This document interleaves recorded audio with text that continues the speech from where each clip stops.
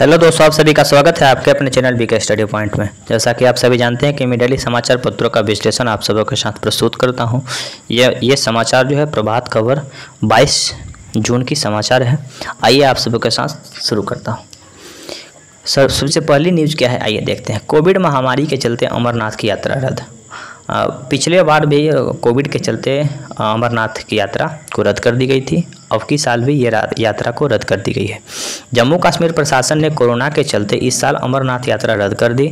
इस बार यात्रा सांकेतिक रहेगी। उपराज्यपाल मनोज सिन्हा ने यानी कि उपराज्यपाल मनोज सिन्हा जम्मू कश्मीर के उपराज्यपाल मनोज सिन्हा फिलहाल हैं। सोमवार को यह जानकारी दी कि उन्होंने ऐसे इंतजार करने का निर्देश दिया जिससे श्रद्धालु गुफा मंदिर में होने वाली सुबह शाम की आरती डिजिटल तरीके से शामिल हो सकते हैं। डिजिटल रूप से यानी कि टीवी पे आपको आरती मतलब कि शाम सुबह पूजा पाठ की जाएगी और आरती आप लोग डिजिटल रूप से आरती में शामिल हो सकते हैं, फिजिकली शामिल नहीं हो सकते हैं।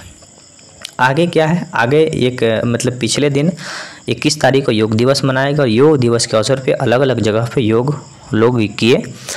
योग दिवस के अवसर पर एम योग ऐप की शुरुआत WHO बोले तो वर्ल्ड हेल्थ ऑर्गेनाइजेशन WHO के साथ मिलकर भारत ने एम योग ऐप शुरू किया। इस पर योग प्रशिक्षण के वीडियो दुनिया के कई भाषा में उपलब्ध होंगे। तो ये अच्छी एप्लीकेशन है एम योग, जो कि WHO के द्वारा और भारत सरकार के द्वारा मिलके इस पे योग प्रशिक्षण का वीडियो अलग अलग भाषा में भी उपलब्ध होगी। तो अगर योग से संबंधित कोई भी जानकारी लेना है, एम योग ऐप डाउनलोड करें प्ले स्टोर से। यहाँ पे एक अच्छी न्यूज़ है, पर्यावरण के दृष्टिकोण से बहुत ही इम्पोर्टेंट है। पर्यावरण की जानकारी के लिए पटना में कॉल सेंटर, पर्यावरण से संबंधित जितनी भी बातें होगी आपको जानकारी प्राप्त करनी होगी तो आप कॉल सेंटर में फ़ोन करेंगे तो 0100 जो कि पटना का कोड है और ये नंबर क्या है तो 222 6911 ये नोट कर लीजिएगा और आप टोल फ्री नंबर होगा, ये बात कर सकते हैं। यहाँ पे है कि पर्यावरण वन जलवायु मंत्रालय ने अरण्य भवन पटना में कॉल सेंटर की शुरुआत की। इसमें आप लोग क्या क्या पूछ सकते हैं यहाँ पे दी गई है, यहाँ पे हाँ, ये इसमें क्या क्या पूछ सकते हैं कि जागरूकता देने के अलावा विभाग में नीतियों के बारे में आवश्यक मार्गदर्शन करेगा। इस कॉल सेंटर के माध्यम से आम जनों को जैव विविधता, बायोडाइवर्सिटी, पारिस्थितिकी, इकोसिस्टम संरक्षण, मुख्यमंत्री निजी पौधशाला योजना, वन्य जीव संरक्षण अभियान, कृषि वानिकी कार्यक्रम यानी कृषि से संबंधित, पर्यावरण से संबंधित सरकार का क्या क्या योजना है उन सभी योजना के बारे में आपको पता चलेगा। सरकार अगर पौधा के लिए कोई भी योजना चला रही है, पौधा मुफ्त बांटने के लिए, पौधा लगाने के लिए, बहुत तरह की योजनाओं के बारे में यानी पर्यावरण को बचाने के उद्देश्य से जो भी सरकार के द्वारा कदम उठाई जाएगी उसकी पूरी तरह से जानकारी आपको कॉल सेंटर के माध्यम से प्रस्तुत की जाएगी। ये न्यूज़ क्या है तो ये न्यूज़ है कि ईरान के, मैंने कल बताया था आपको कि ईरान में परमाणु डील के लिए 5 देशों के राजनयिक ऑस्ट्रिया के राजधानी वियना में मिले थे। आज क्या न्यूज़ है कि ईरान के राष्ट्रपति रईसी यानी कि ईरान के नए राष्ट्रपति इब्राहिम रईसी जो बोले कि बाइडेन से नहीं करेंगे मुलाकात। बाइडेन बोले तो अमेरिका के राष्ट्रपति बाइडेन है। ये क्या बोले कि बैलिस्टिक मिसाइल कार्यक्रम पर कोई समझौता नहीं होगा। बैलिस्टिक मिसाइल समझौता पे कोई कार्यक्रम नहीं होगा। नए राष्ट्रपति के रूप में रईसी यानी कि इब्राहिम रईसी ईरान के नए राष्ट्रपति होंगे।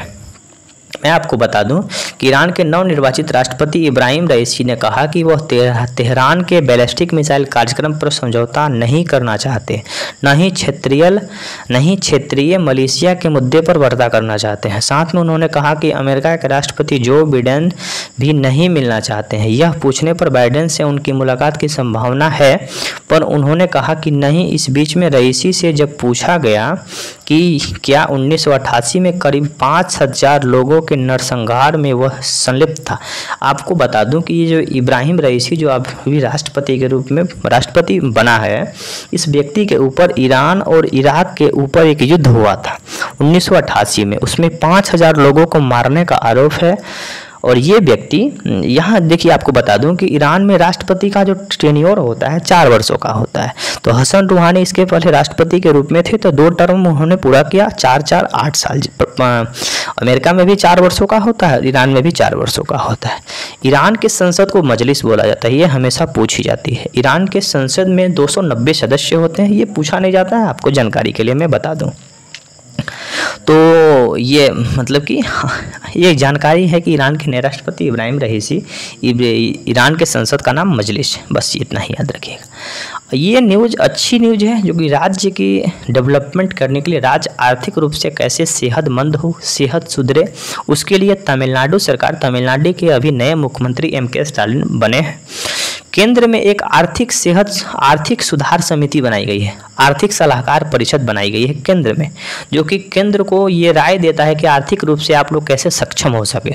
उसी तर्ज पे तमिलनाडु में आर्थिक सेहत सुधारने के लिए रघुराम गोविंदराजन, जो कि आप लोग जानते होंगे कि पिछले बार जो RBI के गवर्नर हुआ करते थे, अब तमिलनाडु की आर्थिक सेहत सुधारेंगे रघुराम गोविंदराजन RBI के गवर्नर हुआ करते थे। तमिलनाडु की अर्थव्यवस्था में सुधार लाने और मजबूती देने के लिए मुख्यमंत्री की आर्थिक सलाहकार परिषद का गठन किया गया। इस परिषद में भारतीय रिजर्व बैंक के पूर्व गवर्नर रघुराम राजन और नोबेल पुरस्कार से सम्मानित प्रोफेसर एर्थरस टूफ्लो, जिनको पिछले वर्ष अभिजीत बनर्जी के साथ इनको नोबेल पुरस्कार दी गई थी अर्थशास्त्र के क्षेत्र में, जैसे विशेषज्ञ शामिल हैं। तमिलनाडु के राज्यपाल बनवारी लाल पुरोहित ने सोमवार को नवगठित विधानसभा में अपने अभिभाषण में यह बात कही कि परिषद में केंद्र सरकार के पूर्व मुख्य आर्थिक सलाहकार अरविंद सुब्रमण्यम, विकास अर्थशास्त्री प्रोफेसर जियो डेंज और पूर्व केंद्रीय वित्त सचिव S. नारायण शामिल होंगे। राज्यपाल ने कहा कि परिषद की सिफारिश के आधार पर सरकार अर्थव्यवस्था को नई ऊर्जा प्रदान करने में कदम उठाएगी, यानी कि अर्थव्यवस्था किस तरह से उस राज्य का डेवलपमेंट होगा, आर्थिक रूप से कैसे वो देश आगे बढ़ेगा, इसके लिए ये समिति उनको राय विचार करेगी और उनको सलाह देगी। तो ये छोटी सी न्यूज़ आप सबों को कैसी लगी मुझे कमेंट करके ज़रूर बताइएगा। तब तक फिर मिलते हैं अगले वीडियो में। धन्यवाद।